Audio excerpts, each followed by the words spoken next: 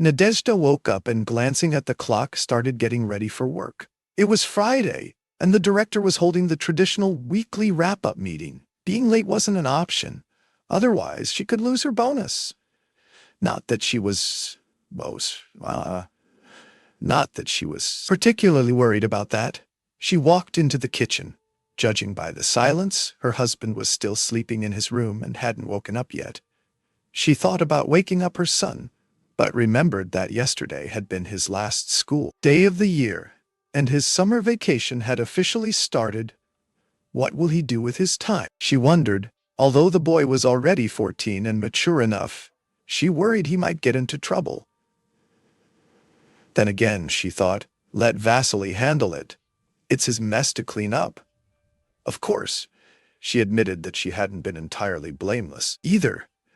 But he could have been more understanding. Last week had been a whirlwind at work with urgent tasks, and she stayed late at the office every day. The whole team worked overtime, but in the end, they secured a major contract. As a gesture of gratitude for their dedication, the director organized a celebration right in the office, covering all the expenses. They partied late into the night. Nadezhda returned home around 2. Nadezhda returned home around 2 a.m. Collapsed on the bed without even undressing. The next morning, instead of explaining things to her husband and apologizing, she lashed out at him. She realized she could have called him from the office to warn him about the banquet, but she hadn't. As a result, cracks began to form in their marriage. The same happened with her friend Zoya's marriage, though her situation was worse.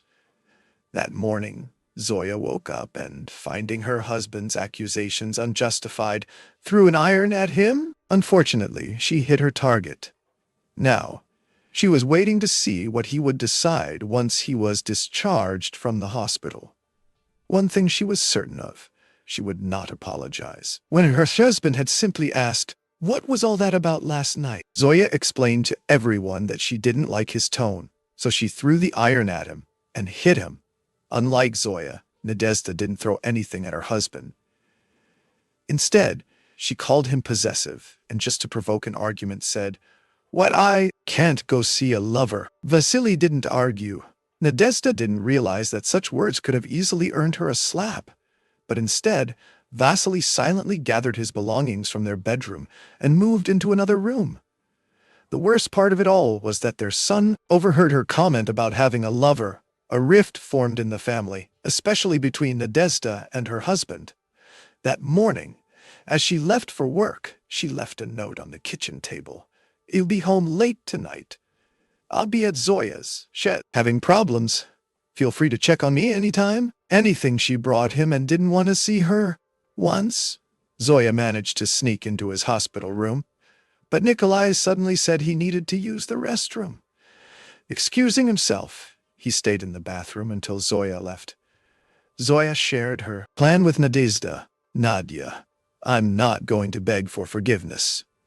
He needs to understand that I'm a mature, independent woman. Our marriage should be based on trust and love. He needs to trust me and stop making baseless accusations." Fine. I'll apologize for throwing the iron at him, but that's it. When we go to your place after work, if your husband doesn't mind, I'll talk to him too. On my terms, in short. He either trusts me or he doesn't. Nadezhda had no idea that after she left, Vasily went into the kitchen and quickly heated up some breakfast. At that moment, their son woke up and walked into the kitchen. "Dad, nothing's changing, right?" the boy asked. "No, nothing's changing. We're packing what we need into the car and heading to Grandma's village. After that, we're going to the seaside. As I promised." "And what about Mom?" "She doesn't respect me, so she doesn't need me or our family. What you decide is up to you. When we come back, you can choose whether to stay with her or me." Vasily and Vladimir finished breakfast, packed their things, and carried everything outside. They loaded the car in the parking lot. An hour later, they were at the village where Vasily's mother lived. She was expecting them, knowing their plans. She sat her son and grandson at the table. served pancakes with sour cream, and let them rest. An hour later, Vasily and Vladimir were driving back to the city to catch a 6 p.m. train to the Black Sea coast. Nadezhda and Zoya returned home as planned. The door was locked, and Zoya opened it with her key. After glancing through the living room and finding no one, Zoya peeked into the bedroom. Then, coming out, she said, "Looks like Nikolai hasn't been home." Called the hospital and asked about Nikolai's condition. "How is the patient from room 21, Nikolai?" she asked. "I don't know, probably fine." "What do you mean, probably fine?" "Well, I don't know. He was discharged yesterday. As far as I know, he left at 10 a.m. after the morning rounds." "Are you sure?" "Absolutely. Yes, he's the patient whose wife hit him with an iron." Zoya, startled, ended the call and turned to Nadezhda, who had overheard everything. "So, what now? Where did he spend the night? Is he planning to take revenge on me?" "To complete the picture, he'd need to hit you with an iron," Nadezhda joked. No irons. That would hurt." They sat and talked until 8 p.m., after which Nadezhda decided, "All right, I'll try to cheer up my husband. I'll go home early." She quickly got ready and took a minibus home. Approaching the building, she noticed the car was missing from the parking lot and no lights were on in the windows. She entered her apartment to find it empty. Her son wasn't in his room, and her husband wasn't in his well. Looking around, she realized some things were missing. They had left. Why? What stopped them? She wondered. She recalled that the apartment had belonged to her before the marriage, so Vasily wouldn't claim it. She also remembered a joke she once made. "This apartment is mine. I inherited it from my parents." Vasily had replied, "In that case, I'll sleep in my car. It's mine. Bought before the marriage." They had laughed about it then, but now it wasn't funny. She called Zoya. "Hello. I've disappeared. Vasily and our son are gone. Did you try calling them?" "No, I'm afraid they won't pick up." "Is it that bad?" "Yes. I don't even know where to start looking. Your Nikolai, at least, can be found at work." "Vasily is always on the move? He's not tied to any particular job?" "He is a freelancer?" "No, he's self-employed. He decides his own schedule. Honestly, I don't even know what he's been doing lately. As for our son, since it's summer vacation, I think they might have gone to his parents' house." "Call his parents. They'll know something." "What should I say?" "Nothing. Just ask to speak to Vasily." "All right." Nadezhda called her mother-in-law. "Nadia, what's the matter?" "I'd like to talk to Vasily." "He's not here. He left with your son." "Where did they go?" "Since it's summer vacation, Vasily decided to take him to the seaside. He said they'll come back when they're tired of the beach. If he calls, could you tell him I want to talk to him?" "About what?" "About a divorce." "Why a divorce?" "Vasily said I have a lover and that I stay out late with him. And recently I came home at 2:02 and claimed I'd been with my lover. That's why he left with our son. Besides, Vladimir heard everything. That was a stupid thing to say, my dear. Words aren't birds. Once they fly out, you can't catch them. So what will you do now?" "I don't know. You young people are so hard to understand. But you can't treat Vasily this way. You know how stubborn he is." I know.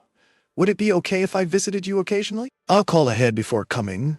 Maybe I could bring groceries or anything else you need." "Of course, come by any time. We're always here. As for medicines, our fields and forests grow everything we need this time of year." Meanwhile, Zoya was formulating a plan to find her husband. She pulled out an old-school notebook and started jotting down everything that might help. Her focus was on women Nikolai might know. Not all of them, but specifically those who could potentially offer him a place to stay. She also considered the possibility that Nikolai might have taken an interest in a nurse or medical assistant at the hospital where he had been a patient. Zoya had noticed that many of them were quite attractive. She believed Nikolai was a weak-willed man who was always deeply immersed in his work. She paid particular attention to his female colleagues, trying to remember what Nikolai had told her about work, analyzing who among them might have caught his interest. Exhausted by these thoughts, Zoya decided to call Nadezhda. "How are things going on your end? Have you found them?" "Yes, I did. According to my mother-in-law, they've gone on vacation. And if she's lying, even so, they're likely by the sea. It's summer vacation. You're lucky. Your husband has baggage, a child with him, which means he won't run off with someone else. I wouldn't be so sure. What are you doing now?" "I've made a plan. I'll start implementing it soon." "You're crazy. Why don't you just call him?" "I haven't called yet." "Then call him before you start executing plans." Zoya listened to her friend and dialed Nikolai's number. To her surprise, he answered. "Yes, what is it?" "Nikolai, where are you? Where are you? I know you were discharged yesterday. I found a place to stay where I'm welcome." "What do you mean? A place to stay? You have a home. Go back there immediately." "Did you get a new iron?" "What for?" "The old one still works, though the water reservoir has a crack now." "Listen, I get it. You're upset with me. How astute of you." "Yes, I'm upset, but you must understand, I haven't cheated on you." "Oh, really?" "Oh, really? And how do I verify that? You didn't explain anything to me that day." "Nikolai, I love you. I always have. Didn't you notice?" "I don't know. Maybe it was passion that brought us to the registry office. But passion fades quickly.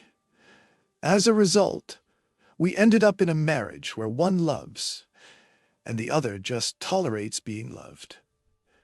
That's why we don't have children. I was against it because I thought we needed time to enjoy life together. Then, it turned out you were too old to have kids, and you didn't want them anymore." "That's not true. I'm at the checkout counter now. I'll call you later if I have time." The line went dead. Zoya, who had been pacing around the room during the call, collapsed into a chair in despair. She wondered how she had failed to notice when Nikolai had taken his phone and documents. Where could he be staying? The only small consolation was that it seemed no one was feeding him, since he was buying groceries for himself. But that didn't bring much comfort. She resolved to intercept him at work on Monday. Meanwhile, the atmosphere in Nadezhda's office was heating up. Women who had failed to keep their marriages intact after that fateful evening at the office began brainstorming ways to prevent Nadezhda's marriage from falling apart. Some of the proposals were wildly unrealistic. The group even suggested filing a police report accusing Vasily of kidnapping their son. The idea was to frame it in a way that distanced Nadezhda from the accusation. 3 employees were sent to file the report. At the police station officer on duty read the statement and refused to accept it. The women then stormed into the chief's office, despite his secretary insisting he was busy. They began talking over each other, expressing their grievances.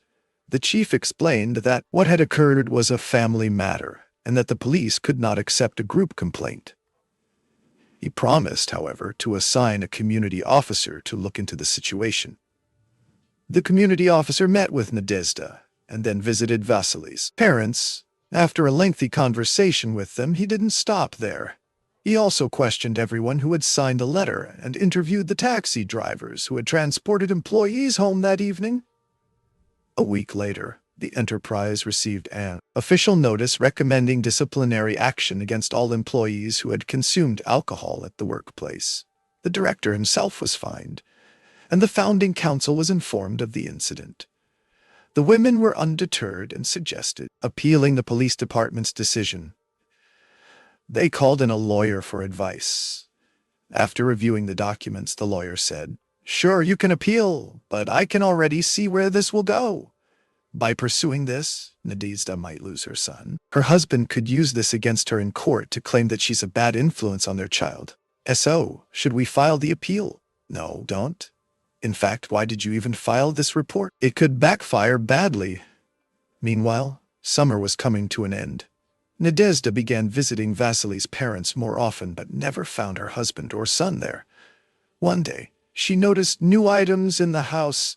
They arrived yesterday. Her mother-in-law explained, "I told Vasily that the police had been looking for him.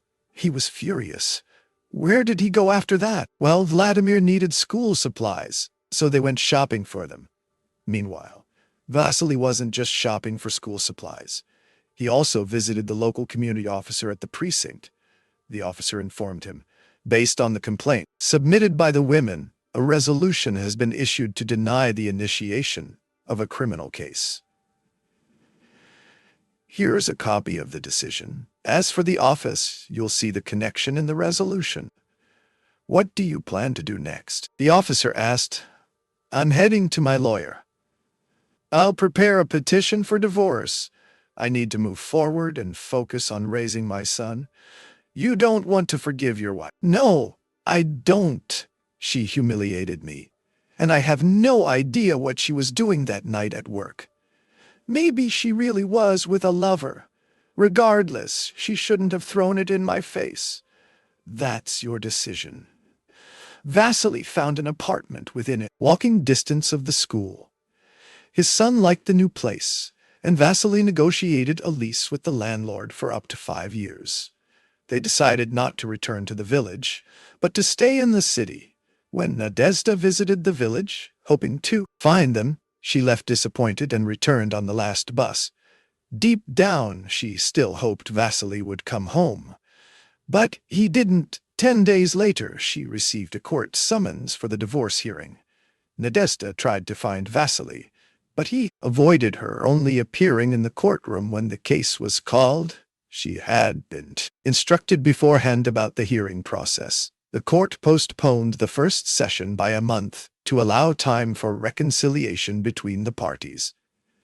However, Child Services filed a motion to have Vladimir remain with his father. Court granted. This decision shocked Nadezhda. After the session, Nadezhda approached Vasily. Vasya, let's stop this. Please forgive me. I said those things without thinking. Nadia, maybe it was unthinking for you, but you've distanced yourself from us. You chose your career over your family. Now you can work day and night or spend time with your so-called lover. Once the divorce is finalized, you'll be free. The apartment is yours. Don't worry, I won't claim it. On the day of the hearing, Nadezhda's co-workers who had supported her in court sat quietly in the audience. The proceedings followed the letter of the law. The court granted the parties 1 month to reconcile and postpone the case. However, as Child Services had previously requested, Vladimir was placed in his father's care. Nadezhda had not anticipated this outcome. After the hearing, Vasily turned to her. What do you want to talk about, Nadia? About us? There is no us. We disappeared that night when you came home late and claimed you were with a lover. I can't forget what you said the next morning. But Vasya, I didn't have a lover and never did. I just want to see my son. Fine, we'll meet at a cafe, but not today. I'm busy. I've just come back from vacation and need to catch up on work. Vladimir will be staying with his grandparents tonight. You can't see him today. Then I'll come to the village. Let me see him there? No. There's work to be done there, not relaxation. What kind of work? Potatoes need to be dug up. A lot of them. With shovels. No, we use the motor tiller now. Vasily said goodbye to Nadezhda, promising to call her, and left. Nadezhda walked back to her office feeling defeated. Her co-workers, who had come to support her at the hearing, were sitting at their desks, quietly whispering. Later that day, her boss gathered everyone for a meeting. Ladies, you all know about the situation we've had here. Today, at the board meeting, I was reprimanded. I'm announcing formal warnings for all of you. However, next month, due to your hard work, I'll lift these warnings as a gesture of goodwill. That's all I can do for now. What about helping Nadezhda? One of them asked. I tried talking to Nikolai, but he said, as the director, I should have remembered that the office is full of women, most of whom are married. By making them work overtime, I broke labor laws. What exactly did you violate? I should have issued a formal order for overtime work and complied with several legal requirements, but I forgot. And where was our legal consultant during all this? She was away at the time. Zoya, how are things with your husband? Someone asked. One colleague asked firmly.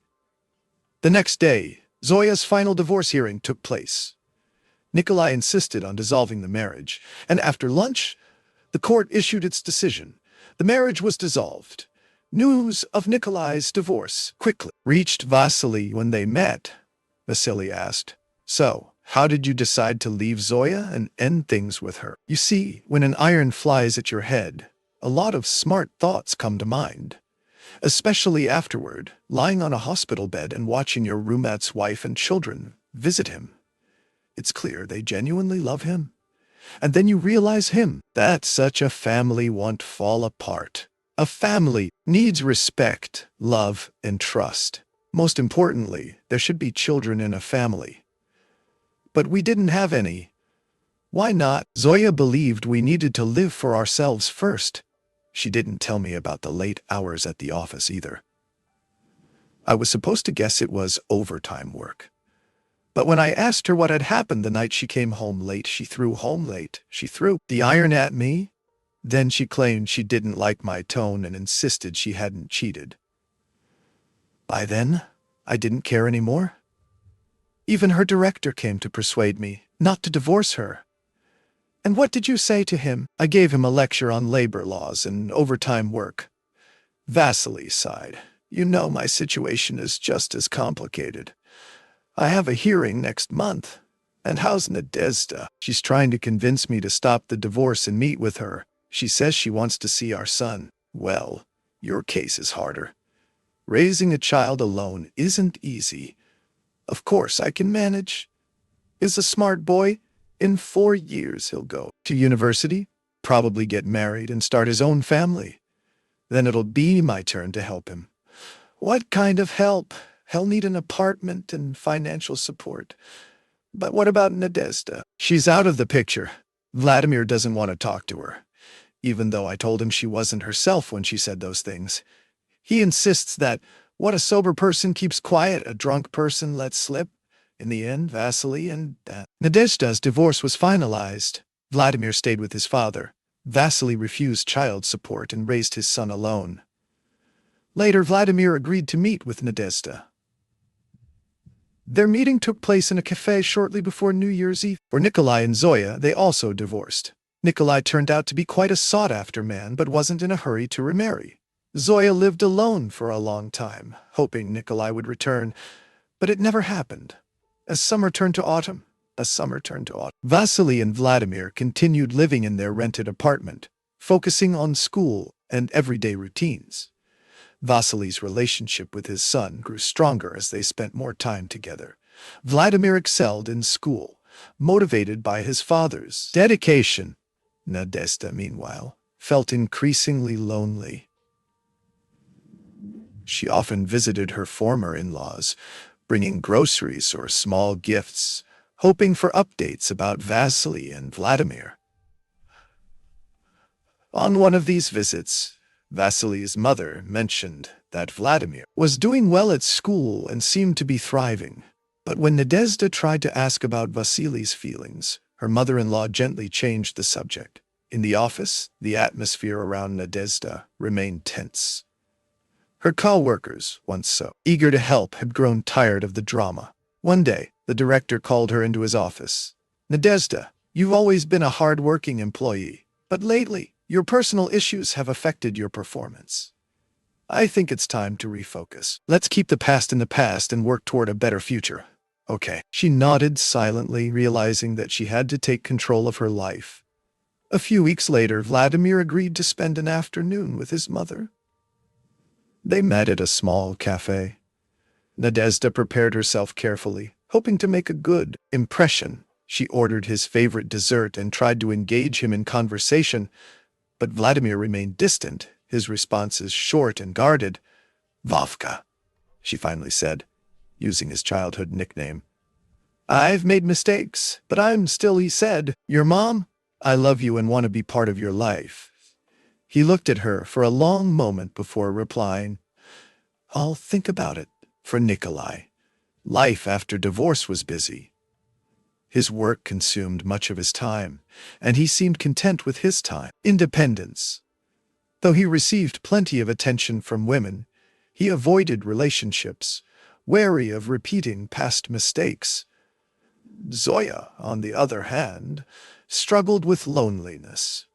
She hoped Nikolai might return one day, but as time passed, it became clear that he had moved on. Reflecting on her actions, Zoya realized the depth of her mistakes.